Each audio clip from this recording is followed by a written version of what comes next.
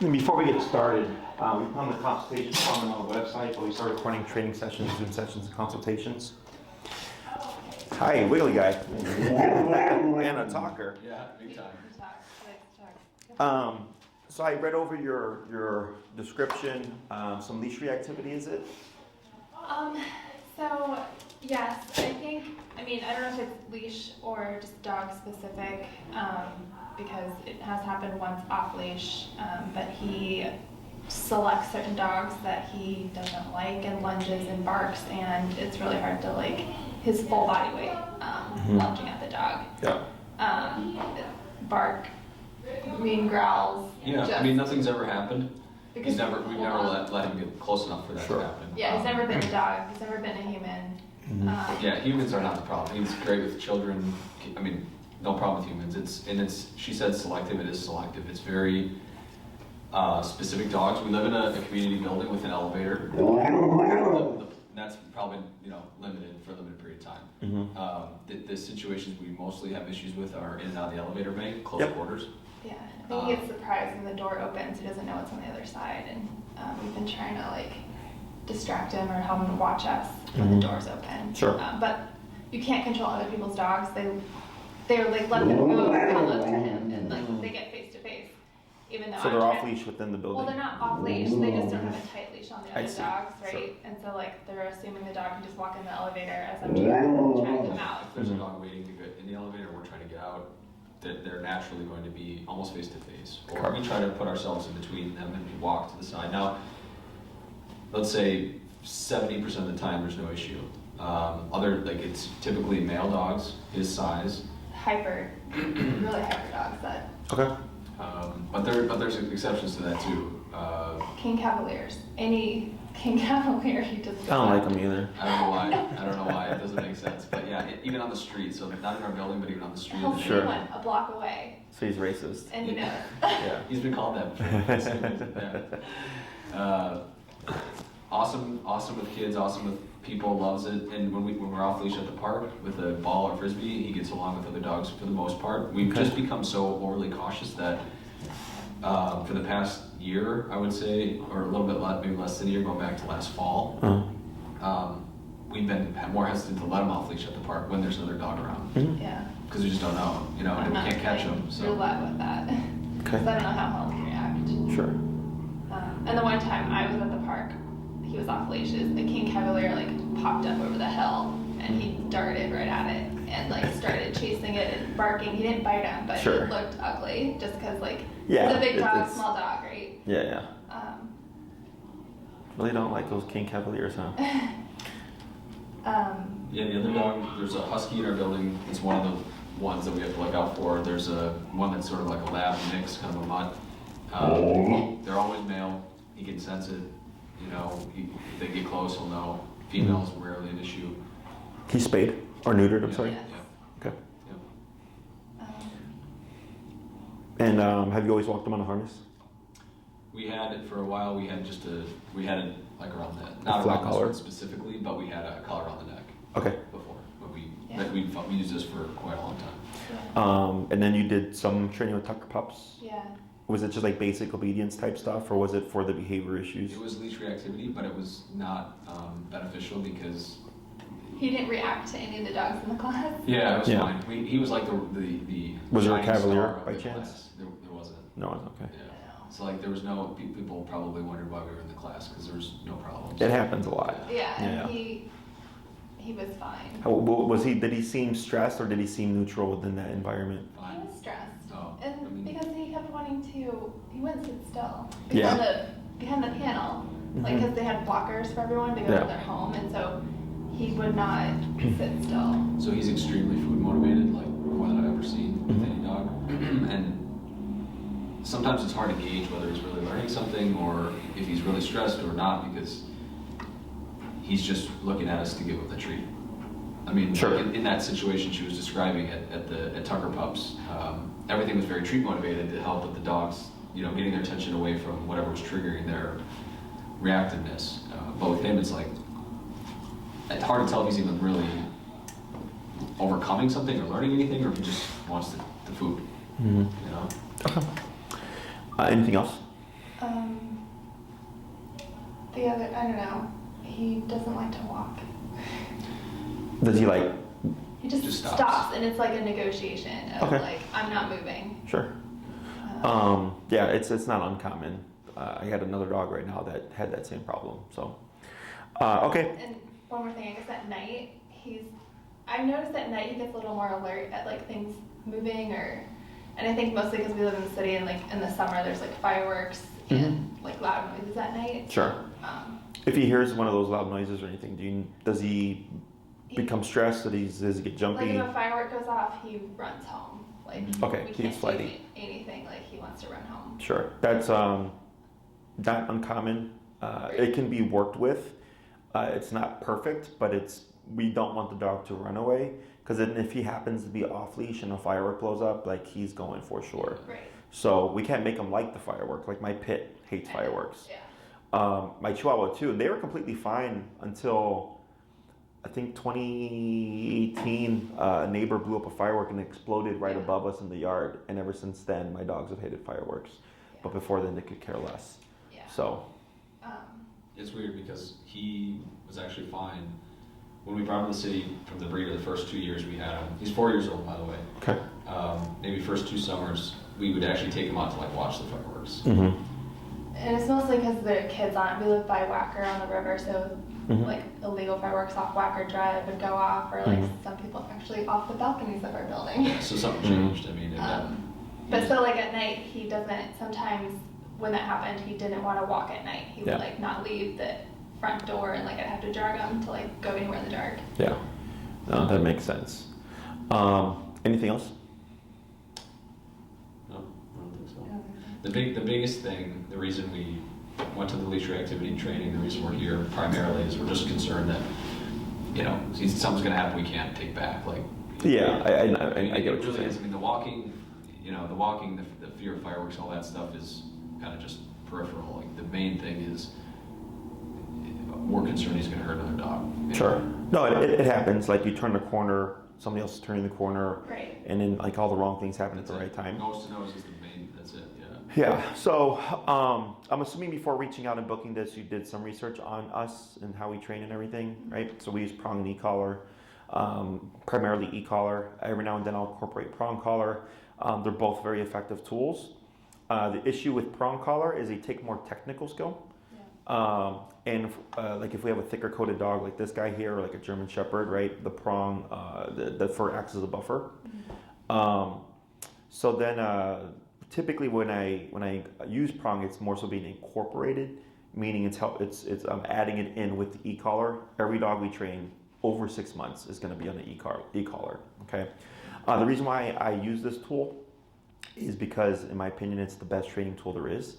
On or off leash, you have a means of communication with your dog because it's remote to the collar. A lot of people think it's electrocution because it's called a shock collar in some circles, or some people call it, when they think of electric collar, they're thinking electricity. When that's not the case at all, it's just a miniaturized TENS unit. So if you've ever been to a chiropractor or physical therapist and you've had the muscle machine, the TENS unit, right? T&J. Okay. All the time. Yeah, that's the e-collar. Okay. So people tend to be deterred from the tool because of what they think it is versus what it actually is. So that's why we do these consults, one, to educate people, but then also give you an idea of like how do we approach this and then take length of time and all that stuff, right? Yeah, and I wanted to talk to you more about that because I know that Aussies are smart dogs, and I've read a lot about how like smart dogs react differently with those e-collars. Like, I don't know if it changes their behavior and. Like, I've trained Lord knows how many Aussies throughout the years. The only thing that matters when we're doing training with aversives is the dog's personality type, not the breed type. Right. Okay. Right. If they're anxious, nervous, fearful, flighty, so you have a flighty dog. Okay. So what this means is fireworks are a stressor, right? What happens when he goes under stress from the firework? He tries to run. So he's a flight response type of But dog. when he sees the dog, then he goes at it. Yes. So the reason for that is we have there are two primary responses: are fight or flight, right? If your dog is on leash, which response is now removed? Flight. Which leaves? Yeah, flight. Right? So that's why you get a reactive dog on leash, right? So a lot of people will say my dog is reactive on leash but social off leash. And it's because on leash, fight or flight, if we remove flight response because the dog is tethered to you, so to speak, that only leaves the fight response, which is why they're choosing to become reactive as opposed to run from the situation. When you address flight response and fight response, what the dog opens up to is avoidance and submission. Okay, so there's technically 4. Fight, flight, avoidance, submission. But the key 2 are always fight or flight that you may hear about, right? Mm-hmm. But when you remove those options, the dog has to think, how do I avoid the thing, or not, how do I handle the stress from the situation if I can't run from it and I can't fight it? Mm-hmm. So the first thing we see is typically avoidance. Yeah. So if he sees a dog and he knows he can't run from it and he can't fight it, you'll see him turn like this to ignore the dog and pretend they're not there. That's called avoidance. Submission, or as I also call it acceptance, is when the dog goes, okay, well, I can't run from it, I can't fight it, and I can't avoid it, so I might as well just accept that there's going to be a dog in passing, there's going to be a dog in the elevator, there's going to be a dog in the hallway, right? But they have to go through those responses in order to learn that there's other ways to approach it, okay? And that's a really common one too, where they're like, well, if my dog has a flight response, then why are they reactive? But that's why, okay? Does that make sense? So with the e-collar, what I would anticipate to see is he's going to get flighty, okay? Because the e-collar is a stressor. So when that happens, as a dog owner, right, people tend to, I don't want to say freak out, but they get worried because like, oh, my dog's trying to run away from the thing that's trying to train them, right? I go, yeah, because it's a stressor. But we have to work the dog through the flight, and for him to learn that running from the e-collar is not an option, and instead that the e-collar is telling him to do something, it's communicating. Once you move past that, now he, in my opinion, gains more confidence because now he learns, 1, he can't run from things, but then 2, running isn't an option, so he has to learn how to actually handle the stress of the situation. Does that make sense? Mm-hmm. So think about it with people, because the avoidance response and all that stuff applies to people as well. Okay, so I'm an avoidance person. I don't like having arguments and stuff like that. Okay, I'll actually avoid it. I saw a therapist, I learned I'm an avoidance person, and she's like, well, you have to learn how to address things, right? So then I learned how to talk through things. But before that, I would just ignore and try to like ignore the problem and not talk about it, right? So for the dog, it's the same thing, except we can't explain to him like, hey bud, you know, trying to run from stress and all that stuff is not an option to you, right? You can have as much or as many conversations as you like with him. It's never going to sink in. Dogs are physical animals. They nip and bite each other, right? So if he's in a situation where he feels uncomfortable, if a dog is too close or whatever, right, that he doesn't like their energy or he doesn't like the way they look, he's using threat of physicality. Does that make sense? Because the reactivity, like he's not had actual contact yet, so it's technically threat of, okay? So he's telling the dog, hey, I'm going to lunge and bark at you. You want to stay away from me. Does that make sense? Yeah. Now, if he really means it, once that threshold is crossed, he may nip and or bite the dog to get them to leave. Does that make sense? That's what he does when he meets a dog, right? Like, he'll meet a new dog and it seems fine. They're like sniffing, sniff butts. Right. And then he stops and then he's like, and then he barks. Yeah. He like freezes and then he's like checking it out and then he like barks. That's typically a nervous response, okay? Where everything is fine until it isn't fine. So all these things, when we're talking about like the flight stuff, is it doesn't make sense to us to use something that's seen as bad to work the dog through the flight response. Okay, makes sense to me, but for the average dog owner, it doesn't make sense, right? Is let's say you're walking, he's on a leash, you see a dog approaching. It's King Charles, right? So you know, like he's gonna be reactive, right? So if he were to become reactive, aversives are meant to stop things. So you can correct that behavior using the collar as quote unquote a punisher. Okay. So so I think of the e-collar as a bite on a button. So you're essentially nipping and biting him for things you don't want him to do, right? That's how we tend to think of it. But when we deal with reactivity, it's actually a little bit different. The first thing we always teach is a dog how to walk correctly. He should be able to walk with you, no tension in the leash, completely slack leash. I don't care what the environment is. In a PetSmart, at a Petco, at Oz Park, through the neighborhood, past the parade of King Charles Cavalier dogs, whatever. I don't care. He needs to be able to walk like that with a completely slack leash, okay? The reason why that's the baseline for reactivity, is if he's that disciplined, he's not going to care about the dog. Does that make sense? Yeah. But the way we make things mean something is through physicality. But the physicality comes through the e-collar because you're pressing the button, which is contracting the muscle. Yeah. Does it make sense? Yeah. So the first thing we always do with reactivity is teach the dog how to walk correctly first. And then we see what does this resolve. Okay? In some cases, like I had a case, I met them in Oz Park. It was both a human and reactive dog. The dog's name is Luna. It's a black border collie mix. So the entire time during the consultation, every now and then she would trigger. So I'd have to help them calm her down so we could have a conversation. She was human reactive. We literally did one class with e-collar and reactivity was done.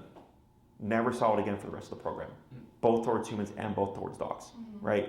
And it's not uncommon, but it's not rare either, where it's one class and it's a done deal, right? Because it wasn't the fact of the obedience, it was the discipline behind the obedience.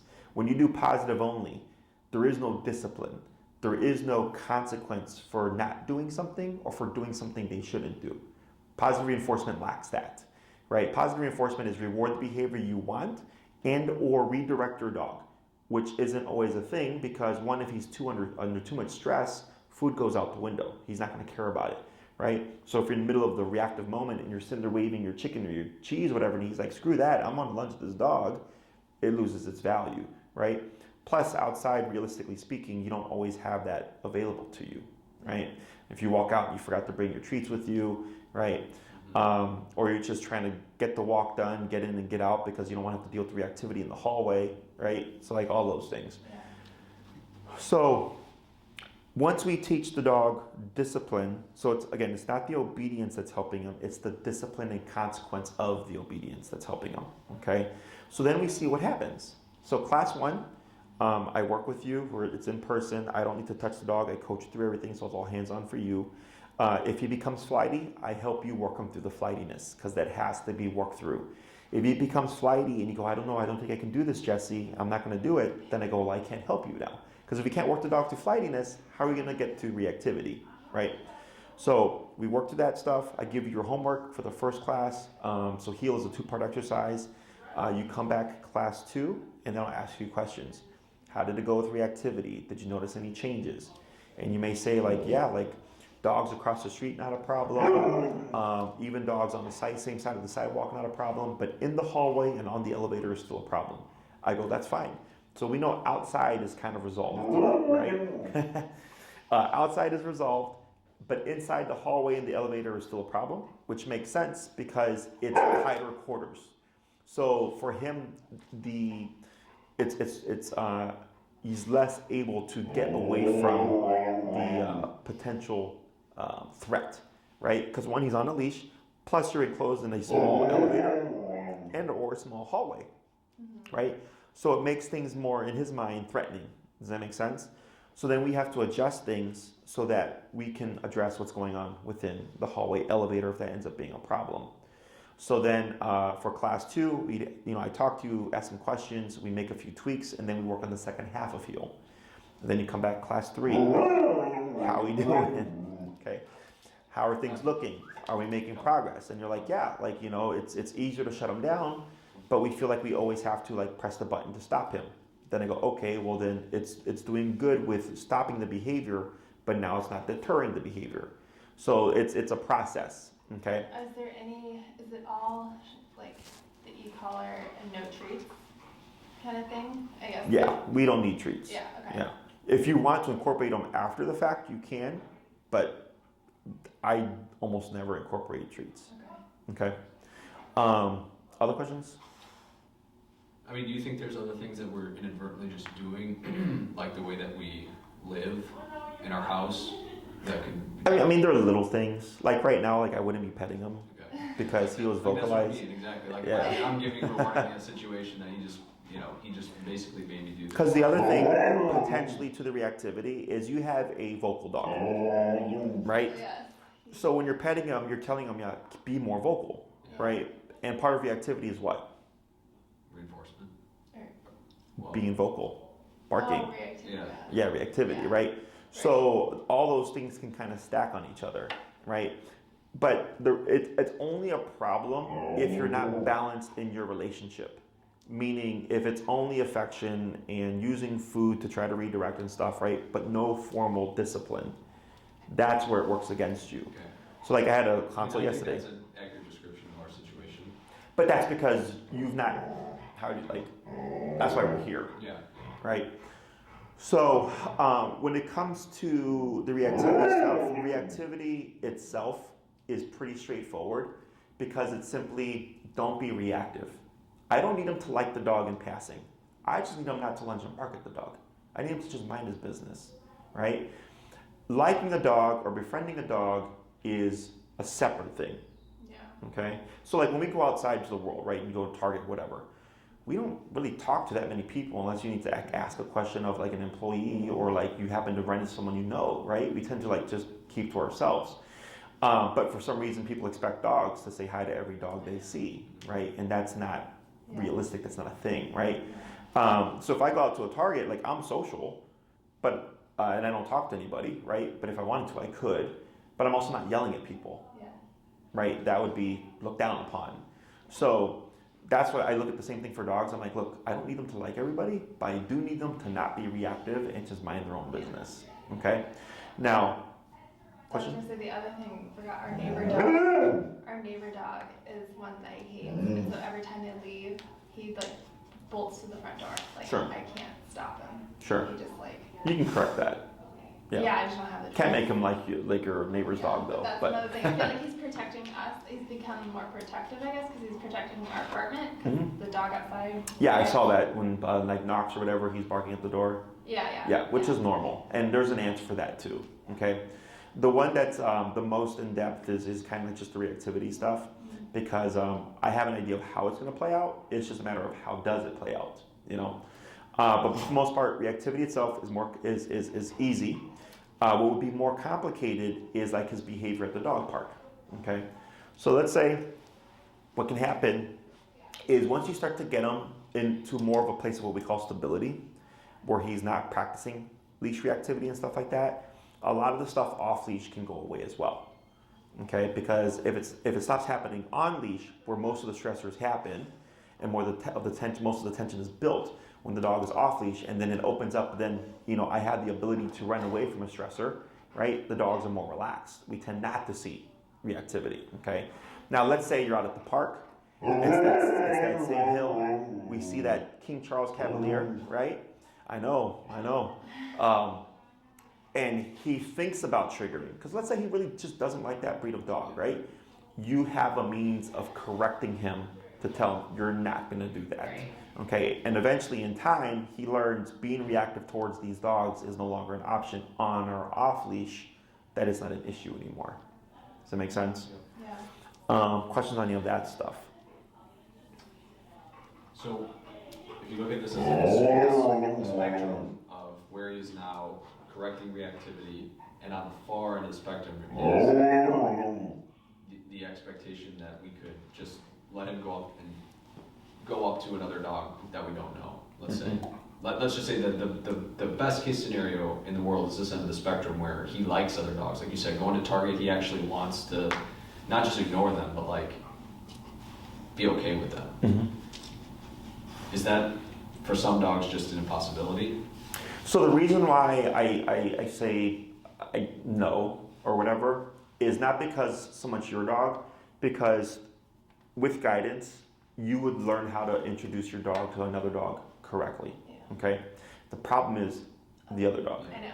That's the problem. Yeah, ignoring that, because I realized that a stranger dog, yes, you wouldn't just let your dog up to another dog that you didn't know how it was going to react to your dog. But I'm curious about like if you could bring him from where he is now, let's say, to eliminating the reactivity, which is a huge success, to maybe something that's just not even realistic, which is he doesn't just ignore the other dogs. He's actually like would he like a King Cavalier?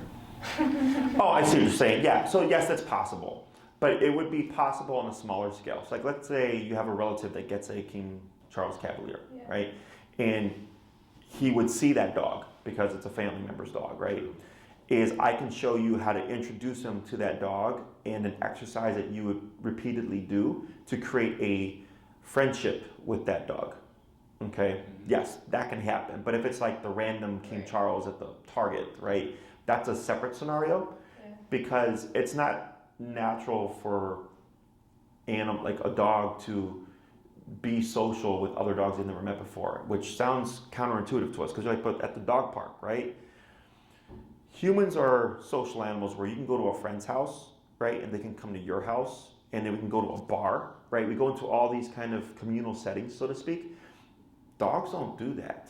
They do that because we do that. And some dogs are capable of doing just fine, others not so fine, and some right in the middle, right? I would dub your dog in the middle, okay? He's not one of those happy-go-lucky, say hi to every dog in person, right? He's got boundaries. He's capable of being social within the right context, and I believe with the right guidance. But he's not going to be the type that I would say like, yeah, any dog you want, just say hi, right? Because that would be unfair on his part. Like I wouldn't want to be made to say hi to everyone, you know. At some point that becomes a burden on us, right? To be forced to do something that you don't always want to do. Same thing is for your dog as well, okay? But the reactivity stuff is the one thing that I would say is not a problem, in my opinion, pending you're open-minded and you follow through with the training. Because if I give you instructions and you come back, you're like, well, we didn't do it, and I go, well, I can't help you. Okay. Other questions? He does this one thing I noticed with other dogs. I don't know if it's a nervous thing, but whenever a dog, and he's fine, he like doesn't lunge at them. They pass by, but he always stops after they pass and sniffs them. Like he's a trail behind, and then he starts to turn around and follow them. Like I don't know what that is. So that's curiosity. So that's something. It's not necessarily a bad thing. Okay. But the reason why he does it once they've passed is because face-to-face is confrontational. Yeah. So as humans, we greet face-to-face, hi, how are you, right? Dogs greet nose to butt, like a yin-yang, right? So for a guy like him, who already has some kind of his own personal boundaries of socialization, when they've passed and the nose is that way and it's just the rear, there's no confrontation. So then he's like curious then. Yes. But like, let's say that dog were to turn around. Oh yeah, then he's like not okay. Yes. Because now we have face-to-face, and that's why I said that's a nervous response. That's a nervous dog response. Okay. And it's weird. All the other dogs, they go nose first, and then like they don't.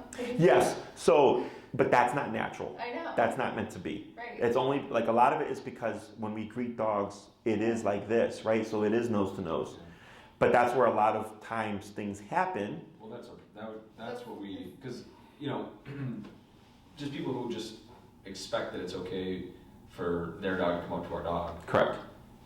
That's how it'll happen, nose to nose. Yeah, it's just, you know, how people think, you know. So that's where you would have to step in. Like, let's say, because typically in the beginning when I have my dog owners do is step aside where the grass is, you know, so it's usually sidewalk, grass, curb, and they'll step aside with their dog and they're going to face the stimuli because the dog has to get over the reactivity, right? So we force the issue. But then some people look at that as an invite. Oh, you've stepped aside so my dog can say hi, right? And I'll tell them, you'll have to tell people no. Oh yeah, we do. Yeah, you know, like, no, we don't want to, whatever. And even had people bypass that. My dog is friendly. And it's like, it's not about your dog. It's about, we don't want to fucking say hi to your dog, right? So, so we talk about all that stuff. I train for the real world. I train for what you're going to come across, your elevator, your hallways, turning around corners, maybe other reactive dogs, you know, that may trigger him. So we're wanting all this to be functional in your daily life, okay? In the beginning, it's going to be more work because you're training everything. It's like boot camp, right? But then as your dog gets better and starts to learn what you don't want him to do versus what he can do, right? You'll start to find yourself using the collar less, right? Now, a very common question that I get is, when does the e-collar go away?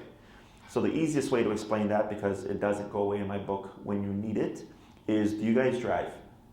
Do you ever go on the expressway? Do you go the speed limit?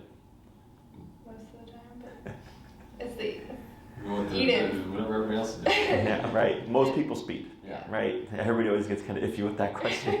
Yes, people speed, right? And then you get stuck behind someone who is going the speed limit, and then we get mad, and then we go around them, right? That's called opportunistic behavior. If you were to see a squad car, what would happen? brakes. slow down, right? You pass up the squad car, you know it's safe, probably speed right back up again, right? That's opportunistic behavior.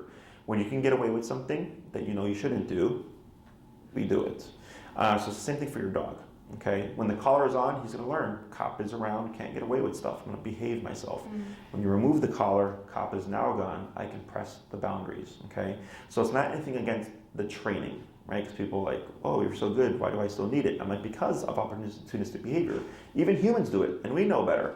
I know not to go past 60 on the expressway, but I still go 70 plus, right? So it's a part of survival instinct. So like, let's say there's a pond of water and there happens to be like, let's say an alligator in the pond of water, and the animals know they won't drink. But if they see that threat leave, they'll come in, drink, and then when the threat comes back, they leave. Okay? So it's not that you're always having to use it, it's that the dog learns the presence of it. Exactly. Now, he is an animal, he's a living, breathing creature, he can make his own decisions, right? And then one day he might decide, like, you know what, I really want to be reactive towards this King Charles Cavalier. But you have the ability to say, you can't do that today either. Okay, whether it be a week, a month, or a year from your training, you always have the ability to stop it, which reaffirms for him, oh, I guess I really can't do that. Okay, that's what I know. This red light here on Western and Diversey, there's a camera there because I've gotten a couple tickets by it, right? I got a ticket, and then a year later got another ticket. I'm like, yep, that thing's still working. What do you build up a tolerance? I have not seen that happen. Everybody has a breaking point. Okay. The bigger question is like whether or not you're willing to go there, right? So every case is different. Most of them are pretty straightforward, pending I'm not working with some kind of power breed like a Cane Corso, Rottweiler, or Pit Bull, German Shepherd, blah, blah, blah, blah. So what that means is, let's say we're struggling with reactivity. And I tell you, I need you to go to 80 to stop the reactivity, right? And you come back and I ask you how to go this week. You're like, man, Jesse, it sucked. I go, how high did you go? 40. I'm like, well, that's why we still struggle with reactivities, because I said 80, right? Because we need a higher consequence, but you're only at half the power. Okay, so if you're not willing to go to that level that needed to stop the behavior is going to continue. So the difference between obedience and behavior is obedience is shaping something the dog is not meant to do. He is not meant to walk on a leash. He's not even meant to be on a leash. He's not even meant to have a collar. These are all things that we've created to control our dogs, right? So he's not meant to sit. He's not meant to lay down. He's not meant to come to you. It's not in his genetic code. Okay, it's stuff that we've created in order to live and have a dog, right? Be able to take our dog places and stuff. Behavior, however, is a thing that even dogs do amongst each other, right? So if a dog gets too close to his face, we might see him bark and or nip to say, hey, you're too close to my face, back off, right? So he's using an aversive to teach that dog, respect my boundary, okay? Now, this here is a dog bite, okay? This is 10 stitches. It was from a Great Dane. He's a big goofball. He's a doofus. This happened the first day he came here for a board and train. He's not an aggressive dog. He did not want to go in the kennel. Okay, he had never been in the kennel before.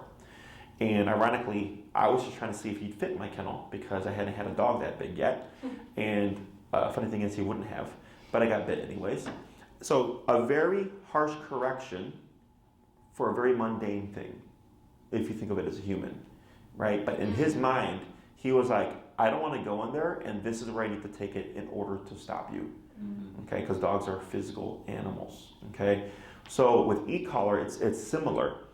I theoretically could max out the collar if needed the first day to stop a behavior, but I don't. It's a process because I need to have the owner see the process so that if we end up in that realm, they're like, yeah, well, we've tried everything else and it's not worked, so that's why we're here.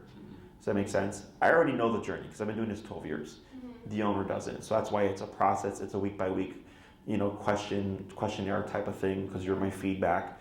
So this way for you, if we find ourselves at 80, if you've been doing the homework, it's because we know everything below 80 will not work, okay?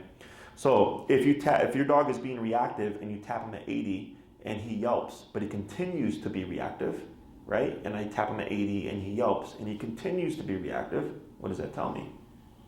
He's not good enough. Right, we need to go higher. We need more consequence because the action of the reactivity is of greater value to him than the actual consequence. Yeah. Does that make sense? Yeah. So it's a step-by-step thing, and I only point this stuff out because I want you to think worst case scenario. So if you can't handle worst case scenario and we end up there, that's where there's issues, right? Most of the time it's not that. The only time it's kind of worst case scenario, a majority of the time, are the power breeds. The pitties, the Cane Corsos, the Rotties, the very big, powerful dogs. Guys like this, they tend to be pretty straightforward. If he was a more nervous dog, I might point that out because the nervousness can override the collar. So that's why we also maybe find ourselves higher. His flightiness, we might find. Will he get afraid of me coming at him to like put on the collar? Because I feel like he'll associate this. You may potentially see some aversion in the beginning, right? Because it's going to be collar on training. Right. So the dog creates this kind of tie, but it goes away over time once he learns the game, right? Because it's not the collar that's causing the discipline, it's his behavior. So once he understands, oh, if we go on a walk and I don't lunge at dogs and I don't bark and I don't pull and I don't do this, everything's completely fine. It's like the complete opposite of like what we've been doing, right? Like he associates clickers with like treats, and when he hears the clicker, he like comes and like is happy. And because they say like your dog should want to do these things, right? But that's not a thing. So I have two questions.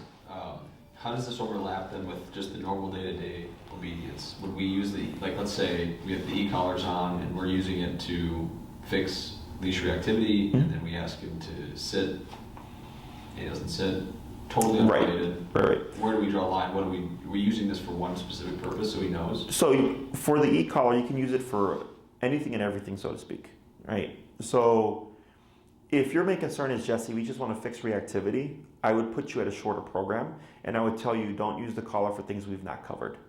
Okay, so you'll be barred from that, right? But if it's like, you know what, we want full reliability, because it goes up to off-leash, sit, stay down, come, place, heel, 6 commands, all to an off-leash level, okay? So obedience is meant to be functional. It's meant to be performed when told to do so, okay? But positive reinforcement and clicker-based training has made it more so kind of this fun thing that you do with your dog, right? Which I understand. It should be fun, right? But at the same time, I need the dog to do it. Yeah. Does that make sense? Yeah, I mean, recall is our biggest off-leash problem. I mean, the other few that you listed, sit, down, stay, Place. okay, they're really good okay. at that, But if he's off leash and there's another toy, someone else is playing with another toy, and when it's time for us to leave, we're not leaving. Right, so that you can correct. Yeah. And that's not obedience. I mean, that's technically recall. Or it can be like, don't worry about that toy. Yeah, when So he hears the squeaker, we lose all control of him. Yeah, so that can be addressed as well. So it also allows you to hone in on things. So like the only time, you can make it where the only time he cares about the squeaker is if it's you guys with the toy, right? Because then it's like, don't worry about that person. That has nothing to do with you, right? So training can be very complex. It's pretty straightforward for the average family pet. It just comes down to how much control do you want, okay? And that's what dictates the length of the program. So we have 3, 6, 9, and 12-week in-person programs. It's 1 day a week for an hour, okay? So if you did a 3-class or 3-week program, that's 3 one-hour sessions, right? You technically do qualify for like a 3-class program, which is focused on reactivity, right? So if it's just like all we care about is reactivity, it's the most important thing, that's all we want to do, then I would put you at a 3-class program, okay? So it's 2 classes on heel, and that 3rd class is a variable in terms of if we're still struggling with reactivity for whatever reason, then I give you other options to address it. The 6-class program would be heel reactivity, because those things are tied together, recall, most likely, okay? Plus, the flighty thing we most likely touch upon too, just because we have to work them through flight, otherwise you have unreliable obedience, right? Because if running away is always an option, you have unreliable obedience, okay? And it really ties into recall. So that's something that I would make a part of that program, is we have to work that flight response, because last thing you'd want to happen to you is your dog's off leash, firework goes off, he runs. And this has happened to clients before. If you did a 9 or 12 class program, we cover more ground in terms of the number of commands we can teach, plus how far we take it along in terms of reliability, okay? So if it's a 6-class program, I'm imagining 2 on heel, one class on reactivity, potentially as a variable if it doesn't clear up within the first 2 classes, the 4th class on recall, okay? Probably a 5th class working on flight response type stuff, leaving your 6th class as like the variable, right? So like, let's say everything's very straightforward, he's progressing really well, and then we get to the 6th class and you're like, we want to take him to a restaurant. And I go, okay, we can teach stationary control, which is place command, and I can get that done within the class, okay? Or if it's, we're still having a couple hiccups with reactivity, we can go back and review reactivity again, see what's going on, make some more tweaks, okay? If you do a 9-class program, it's the same layout, except we have 3 more classes to cover more control, like sit, stay, down, if you want it. The 12-class program is we want sit, stay down, come, place, heel. We want to address reactivity, we want to address flight response, and we want to get off-leash control of all these commands, okay? When you pick a longer 9 to 12 week program, if you're doing your homework, towards the end of the program, I start to space the classes out. So in the beginning, they're week by week, okay? But once we get to the point where it's like, okay, we've covered as much as you need control-wise, when you're pushing towards a higher level of like off-leash control, you need more time to practice. It's not a week by week type of thing like it is in the beginning, okay? Because you have to make time to go to the park, take your long leash, practice your recall, practice your off-leash heel if that's what you're wanting. You have to do all those things at the park where it's going to be applied. Otherwise, if you practice once a week, you're not really going to know within the scope of the program. So towards the end, we tend to space out quite a bit, and I usually put it on the owner to come back when they're ready. Because if they try to space it out like a month later, life happens, work happens, bad weather, and they see them a month later, they're like, oh, I didn't get to practice that much. And I'm like, well, then why are we here? So at the very minimum, it's 3 solely for reactivity. You're more likely around the 6th class because we want to cover that recall. And then if you want more, there's 9 and 12, okay? Questions on any of that stuff so far? So our issue is like very hit or miss. Like we could go a week without an episode, we'll call it. Uh-huh. Or it could happen twice in 2 days. But I feel like we don't have control. We don't, but I guess my question is like, you give us the homework, we go home to work on it. Mm-hmm. And what if we don't encounter a situation in that span of time where we even had to use some of the tools that, I guess maybe I don't know what the tools are. Sure. I'm just saying, like, what if we go a week and we haven't had an issue, we come back and you say how'd it go? It went great because we didn't run into any of the dogs. Sure. Well, one thing would be targeting times where it's busier. Yeah. Because people tend to avoid. We do the opposite. Yeah. That's the big thing, and which makes sense. Yeah. But that's why it's the first thing that I said. Yeah. Because I work with reactivity all the time. Yeah, is I would say go out during those times that you normally avoid. I mean, like. No. Yeah, and it's normal. I see this all the time. The way you build confidence is you have to have successes, right? And failures, but then a failure that leads to a success, right? But if it's just failure after failure after failure, obviously you're like, well, shit, I don't want to walk the dog because I know what's going to happen, right? But once you start getting successes and changes in behavior, your confidence builds up. Like I had a client, what's today, Monday, yesterday, blue heeler, reactive, both towards humans and dogs. And I hadn't seen him in 2 or 3 weeks. This was the 3rd class. And she told me herself, she was just like, Jesse, I'm so much more relaxed now, more confident because he's less reactive now. And if he does become reactive, I have the ability to stop him. And it's now what they're working on is other reactive dogs. Okay, so we've already squashed all the other stuff. So, but that was just her saying, I want to walk my dog now. I go, yeah. So then what happens is once you get all this stuff in play and you see the control you have and the change your dog's behavior, you actually want to do stuff with your dog. Especially if he's willing to, as part of this, walk next to us. Yeah, and that's an easy fix too. Yeah, that's the thing. That's an easy fix. He's walking behind us. Everyone thinks he's like 10 years old because he's like the slowest walker. Yeah, so it's one thing for him to be a slow walker. It can be another thing for him to not walk, period. A couple things I will factor in is the season, right? So in the wintertime, I would expect him to walk no problem. No? Year-round, same thing. Okay, so then that's... this is probably something with every dog, but he has to smell everything. Like everything. Every sidewalk that he wants to smell everything. Yeah, we'd correct that. Yeah. When we walk, we walk. Yeah. And then I give him permission to smell. Always stopping to sniff, and have Yeah. no way to like tell him not to. Yeah, so we put everything on our cue. So if I say heel, it's walk with me and you can't do anything else. Okay, and then it's break, and then now he's free to be a dog and play and sniff and play fetch and do his doggy thing. When it's come, let's get your ass over here. When it's heel, we're walking again. Okay? Yeah. And you know, you're not being mean to your dog. You're just communicating with him in a way that he understands and respects. Remember, dogs are physical animals. Like this sucked, but I like having it because it's easy to just show people, like, dogs bite people and each other, right? But we're taught that it's wrong to use any kind of physicality or aversive against them. And that's not true. Yeah. Okay? Other questions so far? Him whining and all this, is he nervous? The vocalization? Yeah, or he's been whining, laying here, and I don't know. I haven't heard the whines, but earlier with the vocalization, it's because he doesn't want to sit still, is what I would put it as. He wants to meet you. I mean. Yeah, meet me. He, you know, what's going on in the environment because it's new to him. Yeah. But he settled down relatively quickly, so Yeah. not too bad.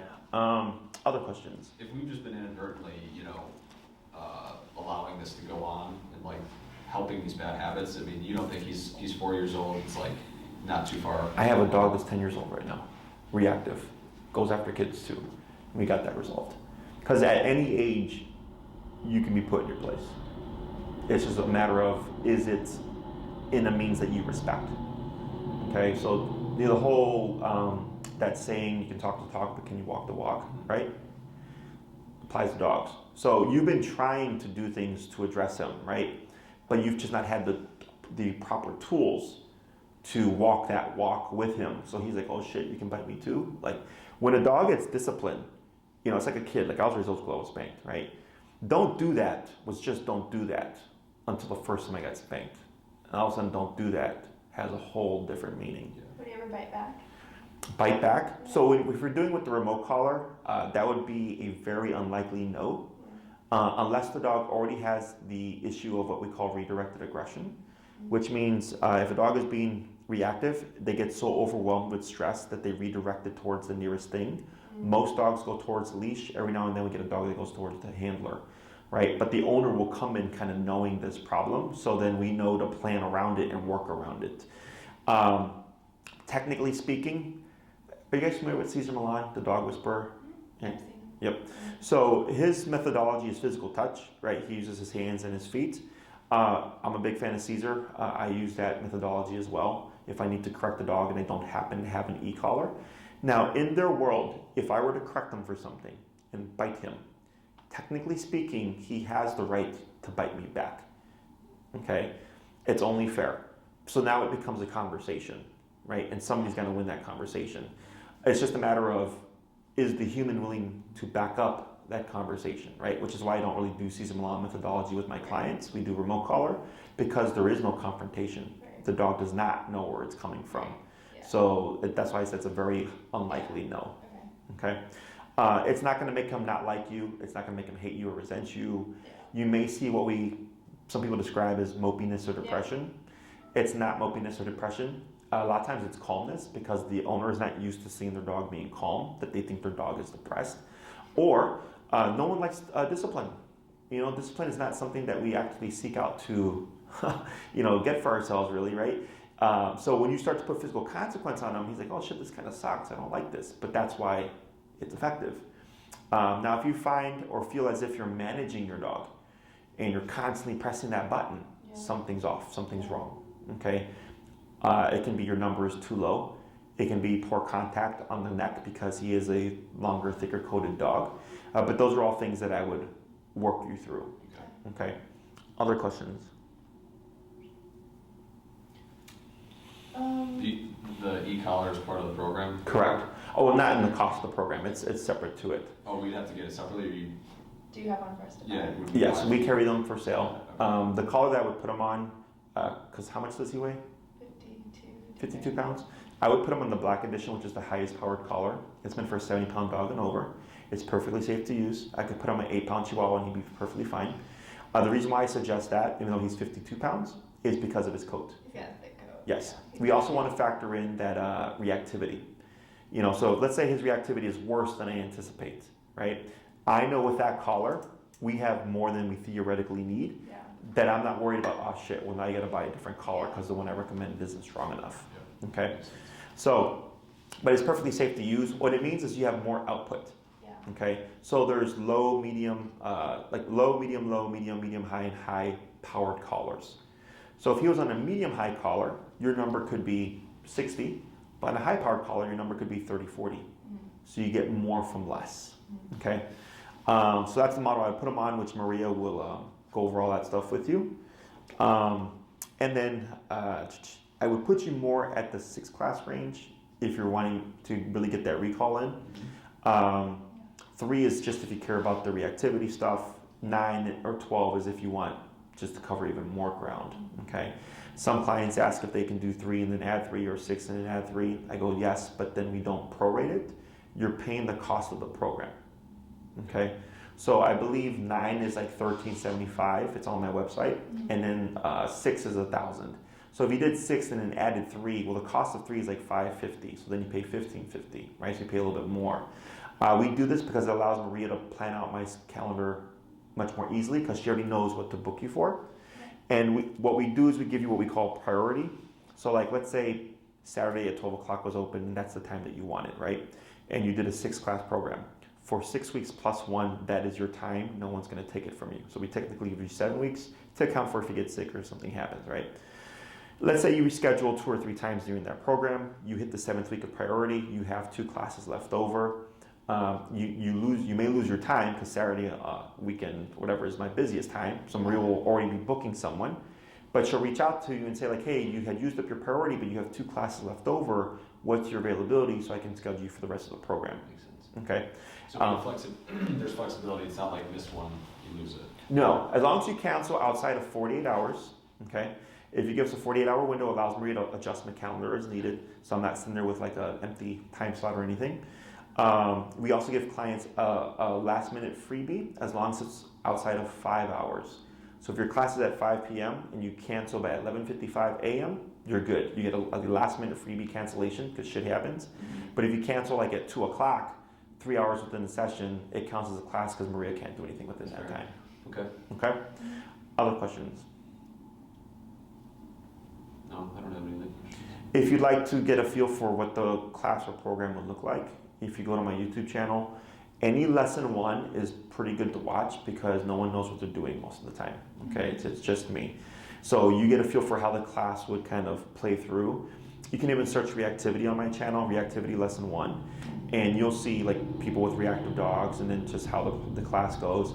If you see a class and it's like, holy shit, this looks pretty rough, it's probably because I'm dealing with a more intense case. One, for example, would be Milo. Okay, he's a current case that I have right now. He is an extreme case. Okay, his class did not play out like most other classes. Okay, but he's an exception. But These are all, just make sure, these are all private classes, right? yes, one-on-one. Okay. Yeah, we don't do group at the moment. Okay. Okay. And are all the classes at the park, or are they in here? Depending on when we book. So we're officially moving to Oz Park, I believe, come May, because right now with obviously the weather, Friday was great, Saturday was rainy or whatever, right? It was like one day nice, one day rainy. Yeah. So, but regardless of where we train, it doesn't matter. Okay, it's just people like being at the park because they get the feel of training around people or dogs and stuff. Exactly. Yeah. But it doesn't matter where we train, inside or outside, theoretically, because it's all about how you use the tool. Okay, He so has like perfect attention to us without distractions, though, I think. Like he would listen to us without other dogs around. completely up to you. Yeah. No, I mean, Yeah, Yeah, I'm just saying it doesn't matter. Yeah. Okay, because if I get clients where that does happen, right? You're like, oh, we don't see anything here, but I explain and break down everything to them and walk them through it so they feel as if they had like a real life experience so that they can go and apply it. So if you'd rather start sooner, we would be here at least until we're hoping for beginning of May. Otherwise, you're also able to book a time ahead of time where we would be at the park. Okay, and then you already have your time slot and you're not having to wait if you were to try to push it till later. Okay, anything else? No, I mean, you do every day? Or what are the? Well, I do have a couple of days off. Yeah, I was just curious if like. Yeah, so typically, because my schedule may change, but right now Saturday, Sunday, Monday, Tuesday, Friday. But I think my days are going to switch to Thursday, Friday off. So then I would train Saturday through Wednesday. Okay, so I'm through the weekend, and then evenings on the weekdays tend to be my busiest because most people are back to 9 to 5 now. So if you have daytime availability, easier to get you in sooner. Otherwise, if you're running a weekend availability, it just depends on what your availability is, and then But if you end up pushing out, like it'd be to your advantage because then we'd be outside again. Yeah. So okay, cool. Anything else? No, this is super helpful. Yeah, really, thank you really so much. Last thing is going to be your harness makes more reactivity. Yeah, I didn't get to break that down. It causes more frustration. For now, it's fine because if you put on his throat, he would just and all that stuff, put pressure on his trachea. Yeah. And we might have to put him on a little bit of a diet. I mean, he's been too skinny. Like, the vet has told us he needs more weight. Who is your vet? This does not feel skinny to me. Well, he's had GI issues for as long as Ah. we've known him, and so Okay.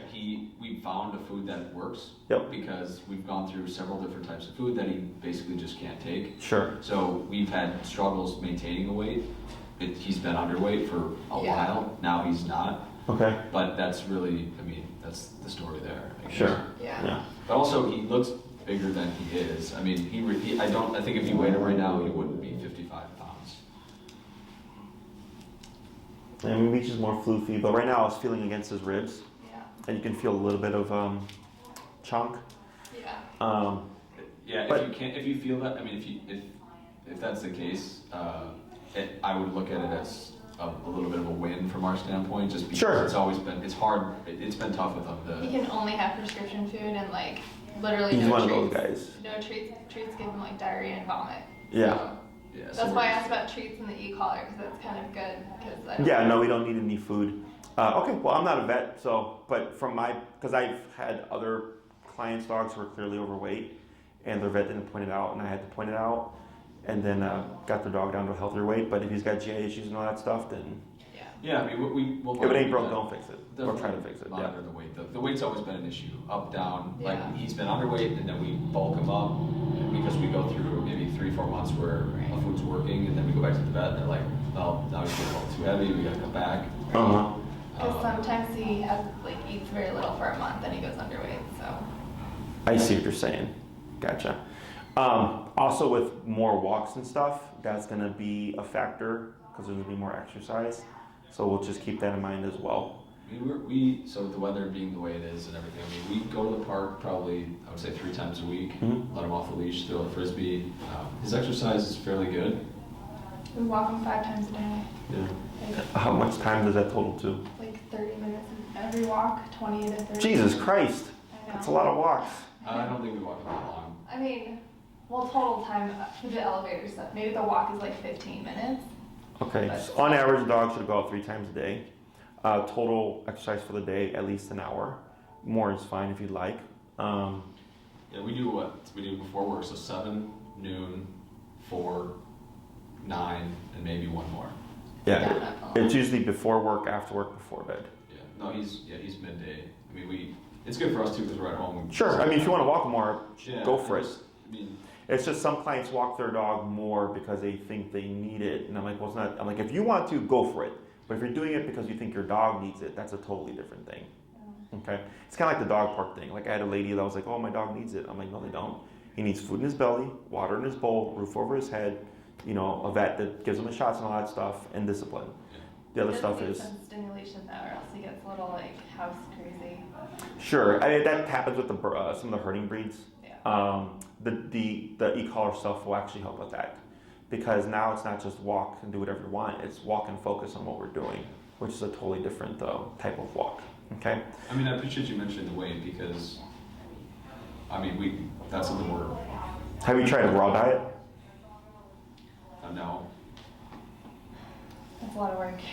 It's easier than you think. I feed my dogs raw. They're seniors, man. It's been a game changer. Now they don't have GI stuff. Yeah. Okay. But I believe the lady's name is Dr. Royal. like ROYAL, like royalty, whatever. And she specializes in raw diet. She's a veterinarian that specializes in raw diet and also like internal stuff. However, I think she's harder to get into, but I've heard great things about her. Okay, so but it's a potential because in dog food kibble, there's a lot of stuff that shouldn't be in there. Yeah. So, but I'm not a vet, so okay. No, but either way, I mean, you see a million dogs, and it'd be, if that's what your takeaway was, I'd like to, we can check to make sure. We're always looking for alternatives